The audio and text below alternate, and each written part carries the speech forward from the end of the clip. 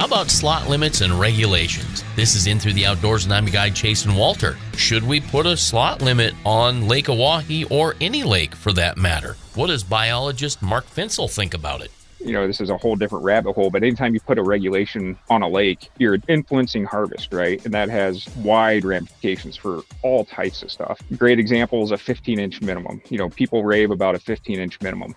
Well, male and female walleye grow at different rates. So you have a year class, same year class comes up, that female is going to hit 15 inches before the male does. So your harvest is actually going to be geared towards females until those males catch up, right? And so, you know, people don't really think about that, but anytime you put some kind of limit, you're focusing harvest. And in the perfect world, you would have it be equal across the sexes.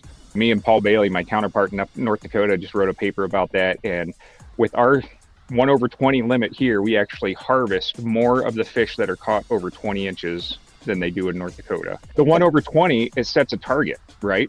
Yeah, you might right. fish for a little bit longer until you get your 1/20. You're going to keep going until you get your over, right? And then another thing, and I hate saying it, is bragging rights, right? So this is, you know, this was a great case study of how putting on a more protective regulation ends up with more harvest of fish over 20 inches, which is very counterintuitive, but you know, that's the social aspect of fishing regulation. Interesting. We've got to be better anglers and better stewards of our waters and our fish. I'm Chasen Walter, and that's In Through the Outdoors. Find more at chasenwalter.com. Be safe, and thanks for listening.